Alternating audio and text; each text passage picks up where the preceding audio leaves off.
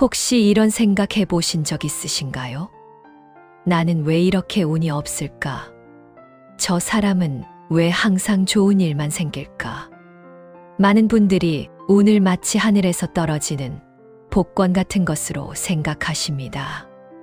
하지만 부처님은 이미 2500년 전에 운의 진정한 원리를 명확히 가르쳐 주셨습니다. 오늘은 운은 하늘에서 떨어지지 않는다는 주제로 부처님의 가르침을 통해 진정한 운의 비밀을 함께 알아보겠습니다. 먼저 부처님께서 말씀하신 가장 중요한 진리 중 하나를 살펴보겠습니다. 법구경에서 부처님은 이렇게 말씀하셨습니다. 마음이 모든 법의 주인이요. 마음이 모든 법을 만들어낸다. 마음을 다스려서 말하고 행동하면 복이 그 사람을 따르기를 수레바퀴가 소의 발자취를 따르는 것과 같다. 이 말씀에서 핵심은 무엇일까요? 바로 마음입니다. 운이라는 것이 외부에서 주어지는 것이 아니라 우리 마음의 상태와 태도에 따라 만들어진다는 뜻입니다. 부처님은 또한 중화함경에서 이렇게 가르치셨습니다. 선한 마음을 가진 자에게는 선한 과보가, 악한 마음을 가진 자에게는 악한 과보가 따른다. 이는 마치 그림자가 형체를 따르는 것과 같다. 여러분, 이것이 바로 업의 법칙입니다. 우리가 흔히 말하는 운이란 것은 사실 우리가 과거와 현재에 심어놓은 업의 씨앗이 꽃피는 것입니다. 예를 들어봅시다. 어떤 사업가가 매일 아침 일어나서 오늘도 망할 것 같다. 경기가 어려워서 안 될 거야 라고 생각합니다. 이런 부정적인 마음가짐으로 하루를 시작하면 어떻게 될까요? 실제로 작은 기회들을 놓치게 됩니다. 좋은 제안이 와도 의심부터 하고 새로운 도전을 두려워하게 됩니다. 결국 그의 예상대로 사업이 어려워지게 되죠. 이것을 사람들은 운이 없다고 말하지만 부처님의 가르침으로 보면 그의 마음이 만들어낸 결과인 것입니다. 반대로 같은 상황에서도 오늘은 어떤 새로운 기회가 있을까? 어려운 때일수록 새로운 가능성이 있다고 생각하는 사업가는 어떨까요? 같은 제안이 와도 긍정적으로 검토하고 작은 기회라도 소중히 여깁니다. 결국 좋은 결과를 만들어내게 되죠. 이것이 바로 마음가짐의 차이가 만들어내는 운명의 차이입니다. 그렇다면 운이 따르는 사람들은 어떤 특별한 습관을 가지고 있을까요? 부처님의 가르침을 바탕으로 살펴보면 6가지 공통점이 있습니다. 첫 번째로 운이 따르는 사람들은 항상 좋은 말을 합니다. 자바함경에서 부처님은 정어의 중요성을 강조하셨습니다. 입으로는 거짓말을 하지 않고 이간질하지 않으며 욕설을 하지 않고 꾸밈 없는 진실한 말만 한다. 하지만 여기서 한 걸음 더 나아가 부처님은 적극적으로 좋은 말을 하라고 가르치셨습니다. 법구경에는 이런 말씀이 있습니다. 좋은 말 한마디는 100번의 헛된 말보다 낫다. 실제로 우리 주변을 보면 이런 분들이 계십니다. 어떤 상황에서도 괜찮을 거예요. 좋은 방법이 있을 거예요. 잘 될 거예요 라고 말하는 분들이요. 신기하게도 이런 분들 주변에는 항상 좋은 일이 생깁니다. 제가 아는 한 보살님 이야기를 해드릴게요. 이분은 작은 식당을 운영하시는데 손님이 적어서 힘들어하는 다른 상인들에게 항상 이렇게 말씀하십니다. 요즘 사람들이 좋은 음식을 찾고 있으니까 우리 가게도 곧 손님이 많아질 거예요. 그런데 정말 신기하게도 이분 식당에는 항상 손님이 끊이지 않습니다. 다른 가게 사장들이 물어보니 손님들이 하나같이 사장님이 너무 긍정적이고 따뜻해서 기분이 좋아진다고 하더라고요. 이것이 바로 부처님께서 말씀하신 에어의 힘입니다. 사랑스럽고 따뜻한 말은 상대방의 마음을 열고 좋은 인연을 만들어냅니다. 말은 단순히 소리가 아닙니다. 말 속에는 그 사람의 마음이 담겨 있고 그 마음의 에너지가 상대방에게 전달되어 현실을 만들어내는 것입니다. 두 번째로, 운이 따르는 사람들은 항상 감사하는 마음을 가지고 있습니다. 부처님은 증이라 암경에서 이렇게 말씀하셨습니다. 은혜를 아는 자는 큰 인연을 얻고 은혜를 모르는 자는 작은 인연도 잃는다. 감사는 불교에서 매우 중요한 수행 중 하나입니다. 왜냐하면 감사하는 마음 자체가 선업을 쌓는 행위이기 때문입니다. 본생경에는 이런 이야기가 있습니다. 전생에 부처님이 보살로 수행하실 때 아무리 작은 도움을 받아도 항상 깊이 감사하셨다고 합니다. 심지어 한 그루의 나무가 그늘을 제공해줘도 감사하셨고 한 모금의 물을 마셔도 감사하셨습니다. 그 결과 온 우주의 도움을 받게 되셨다고 합니다. 현실에서도 마찬가지입니다. 감사하는 사람 주변에는 더 많은 도움의 손길이 모입니다. 제가 상담했던 한 신도분 이야기입니다. 이분은 처음에는 매사에 불평불만이 많으셨어요. 남편이 일해서 안 되고, 아이들이 절에서 안 되고, 직장에서 인정을 못 받는다고 하시더라고요. 그래서 매일 감사 일기를 써보시라고 권했습니다. 처음엔 감사할 게 뭐가 있냐고 하시더니 억지로라도 하나씩 써보셨어요. 오늘 버스가 제때 와서 감사하다. 점심이 맛있어서 감사하다. 이런 소소한 것부터요. 3개월 후에 다시 만났을 때 이분의 표정이 완전히 달라져 있었습니다. 가족 관계도 좋아지고 직장에서도 인정받기 시작했다고 하시더라고요. 감사하는 마음이 이분의 에너지를 바꿔놓은 겁니다. 감사는 단순한 예의가 아닙니다. 감사는 우리의 의식을 풍요로움에 맞추는 강력한 도구입니다. 부족한 것에 집중하면 더 부족해지고 가진 것에 감사하면 더 많은 것을 받게 되는 것이 우주의 법칙입니다. 세 번째로, 운이 따르는 사람들은 기회가 왔을 때 주저하지 않고 행동합니다. 부처님께서는 상응부니까야에서 이렇게 말씀하셨습니다. 현명한 자는 때를 알고 행동한다. 어리석은 자는 때를 놓치고 후회한다. 불교에서는 이를 시절인연이라고 합니다.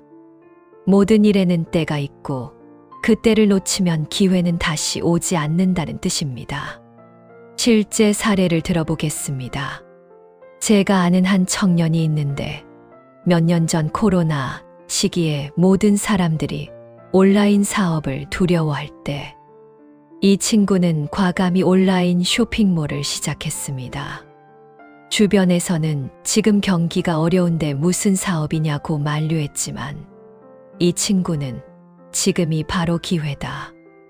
모든 사람이 온라인으로 이동하고 있는데 지금 시작하지 않으면 언제 하겠나라고 생각했습니다.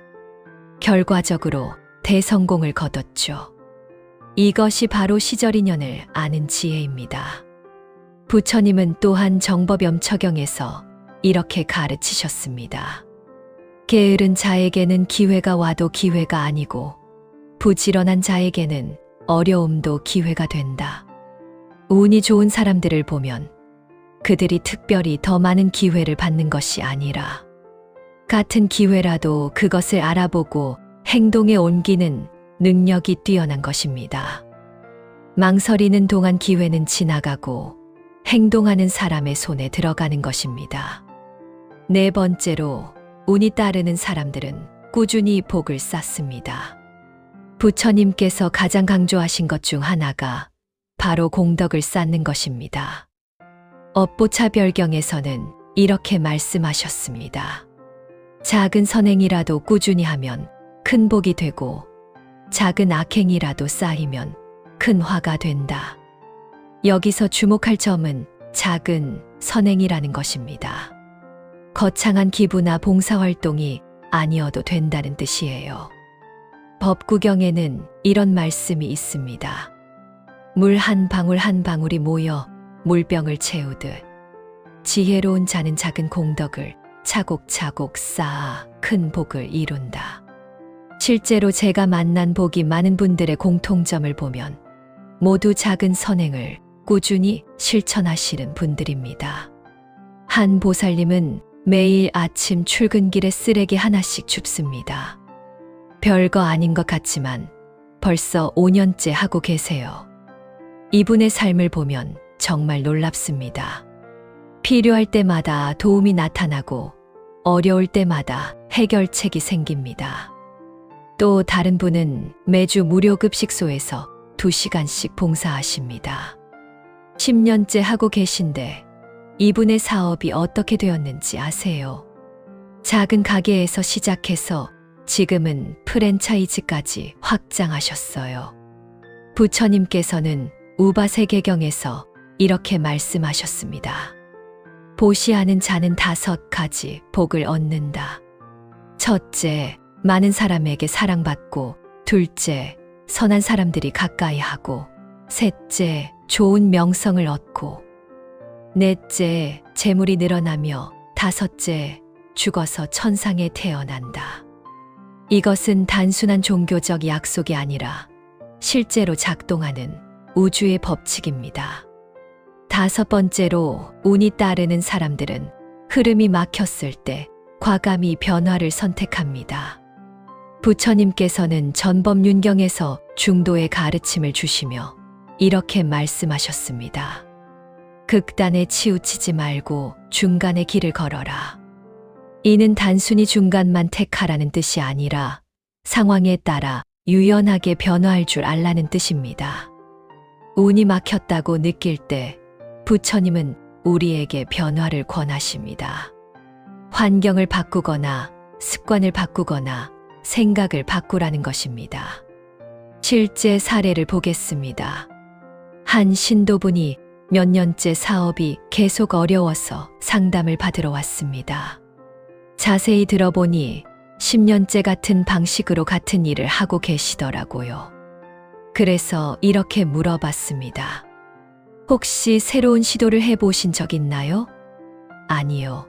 제가 잘 아는 일만 해왔습니다. 부처님의 가르침을 전해드렸습니다. 법화경의 권문실상 때로는 문을 바꿔야 진실을 볼 수 있다는 가르침을요.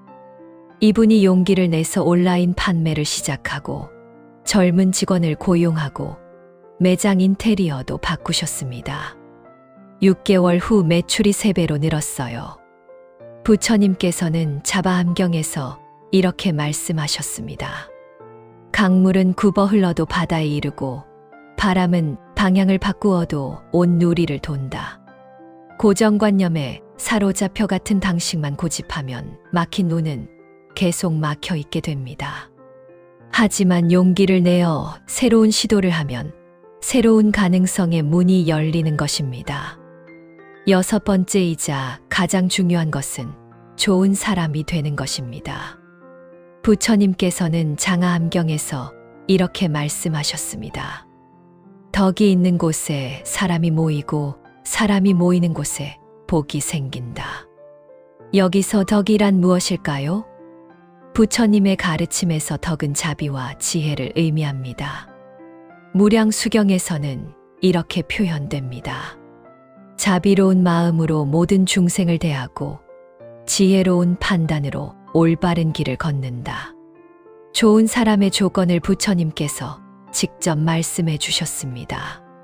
중하함경의 선인의 특징은 정직함, 성실함, 온화함, 겸손함, 그리고 배품입니다.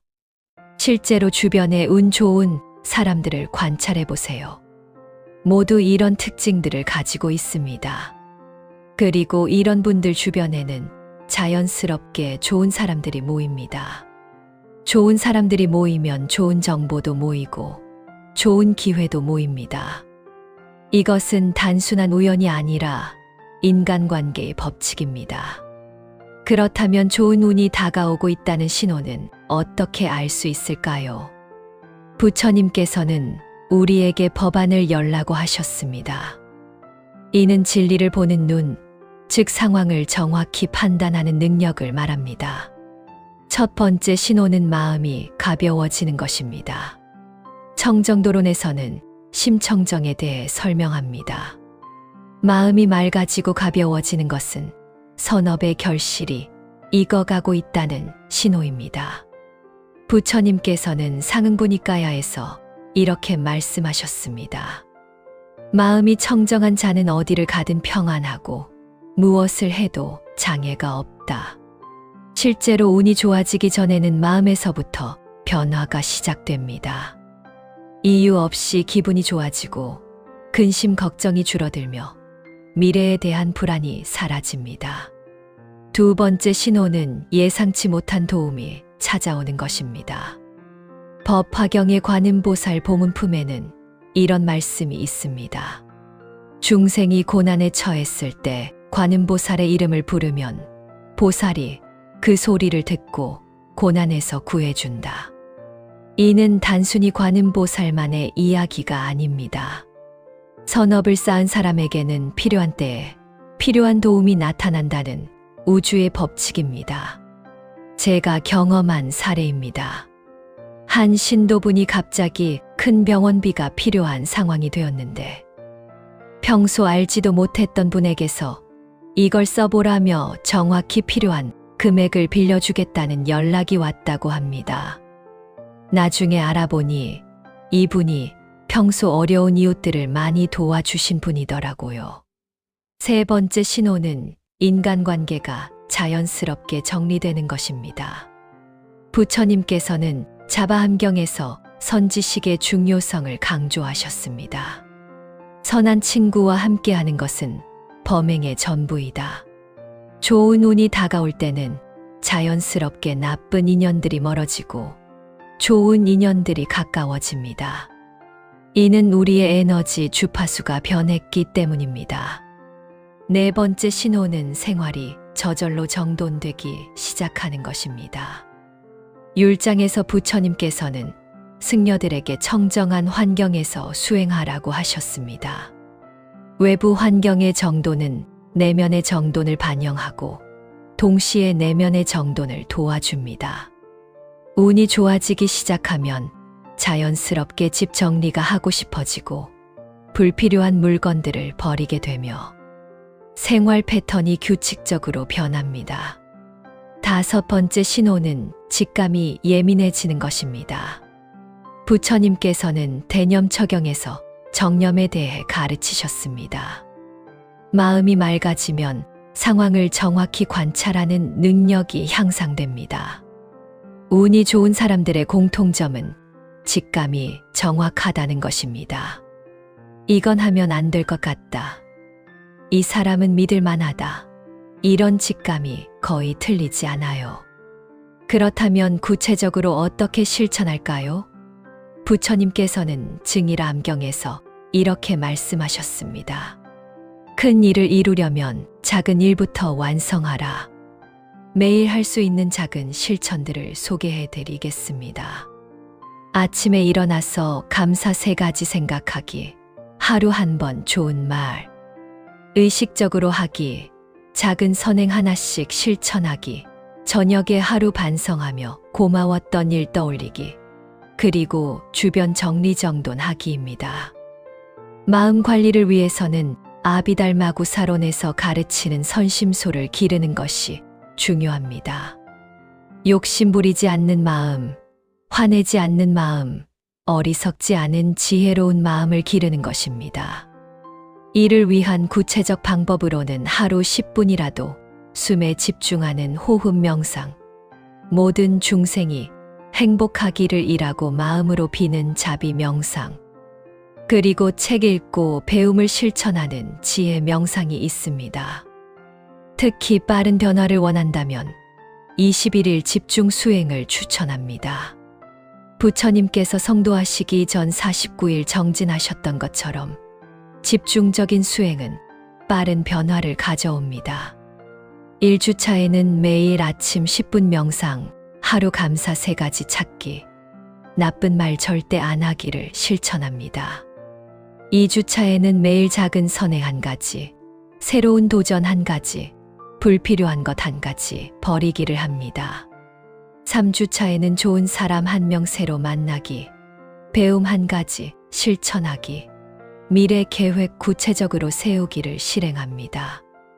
많은 분들이 선행을 해도 당장 좋은 일이 안 생긴다고 하십니다. 업보차별경에서 부처님께서는 업보의 성숙 시기에 대해 말씀하셨습니다. 어떤 업은 현세에서, 어떤 업은 다음 생에서, 어떤 업은 그 이후에 익는다. 농사를 생각해 보세요. 씨앗을 뿌린다고 해서 당장 열매가 맺히지 않습니다. 하지만 꾸준히 물을 주고 돌보면 반드시 결실을 맺습니다. 선업도 마찬가지입니다. 실제로 제가 상담한 한 보살님은 5년간 꾸준히 봉사활동을 하셨는데 처음 4년은 별다른 변화가 없었다고 하세요. 그런데 5년 차에 갑자기 모든 것이 풀리기 시작했다고 합니다. 승진도 되고 가족 관계도 좋아지고 건강도 회복되었다고 하더라고요. 부처님께서는 자바함경에서 이렇게 말씀하셨습니다. 물방울이 바위를 뚫는 것은 힘이 세서가 아니라 꾸준함 때문이다. 또한 나쁜 사람이 더 잘 사는 것 같다고 의문을 표하시는 분들도 계십니다. 업보차별경에서 부처님께서는 이를 복덕의 저축에 비유하셨습니다. 어떤 사람은 전생에 큰 복을 쌓아놔서 현재 악한 일을 해도 그 복덕으로 당분간은 좋은 생활을 합니다. 하지만 그 복덕이 다하면 악업의 과보가 나타납니다. 반대로 현재 선한 일을 하는데도 어려운 사람은 과거의 악업을 소멸시키는 과정에 있는 것입니다. 그 과정이 끝나면 선업의 결실이 나타나게 됩니다. 인과경에는 이런 비유가 있습니다. 마치 은행 계좌와 같아서 지금 인출하고 있다고 해서 잔고가 영원히 남는 것이 아니다. 언젠가는 바닥이 나고 그때는 새로 저축한 것에 의지해야 한다. 운을 바꾸는데 얼마나 걸리는지도 궁금하실 텐데요. 부처님께서는 점찰선 악업보경에서 업의 변화에 대해 3가지 시기로 말씀하셨습니다.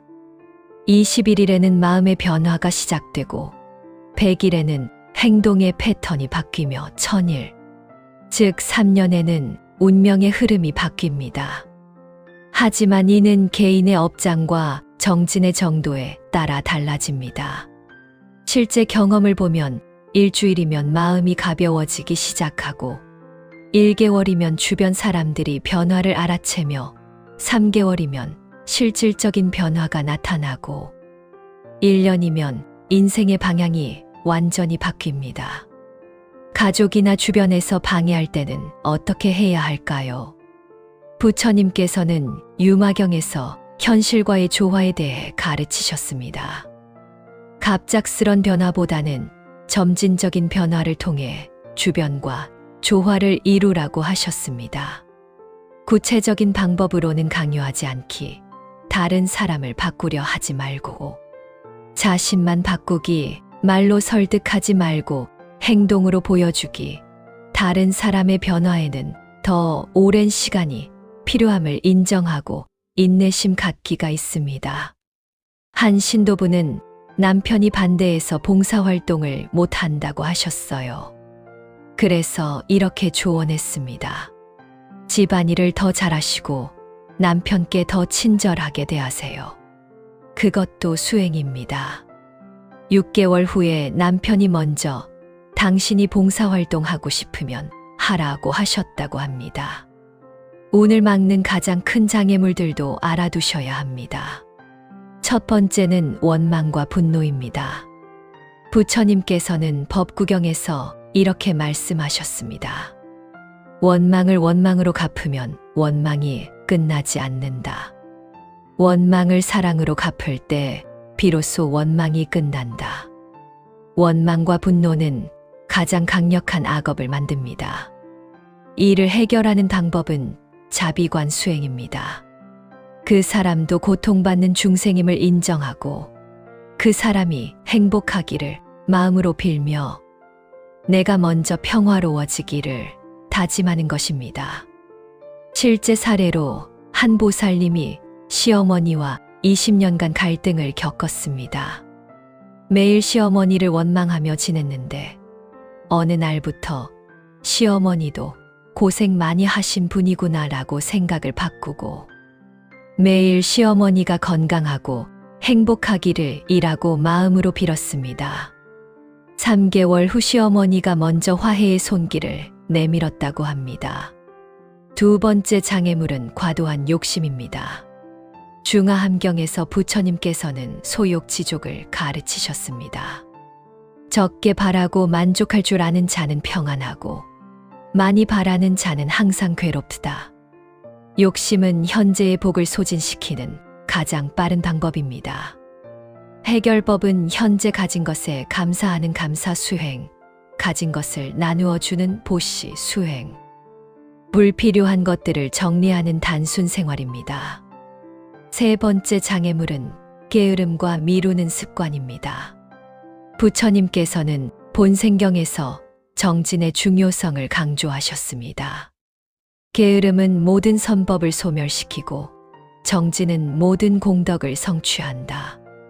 해결법은 큰 목표보다는 작은 실천부터 작게 시작하기, 매일 같은 시간에 같은 일을 하는 습관 만들기, 함께 수행할 친구를 찾아 동료 만들기입니다.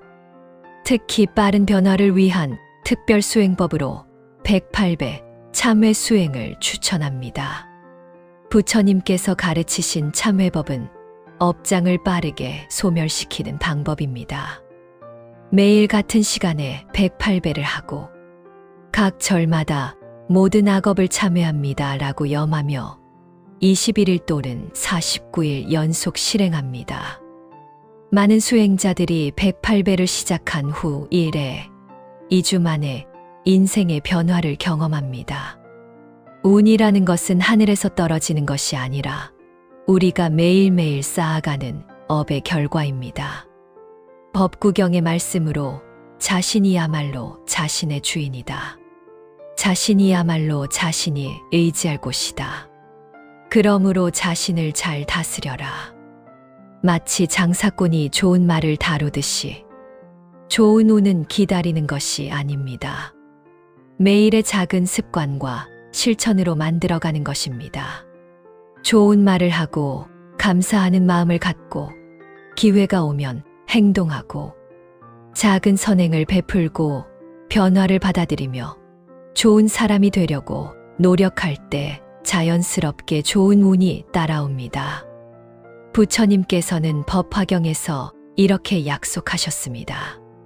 진실한 마음으로 부처를 믿고 따르는 자는 반드시 성불한다. 운명을 바꾸는 것도 마찬가지입니다. 진실한 마음으로 부처님의 가르침을 믿고 실천하는 자는 반드시 좋은 운명을 만들어 갑니다. 여러분 한 분 한 분이 모두 미래의 부처님이십니다.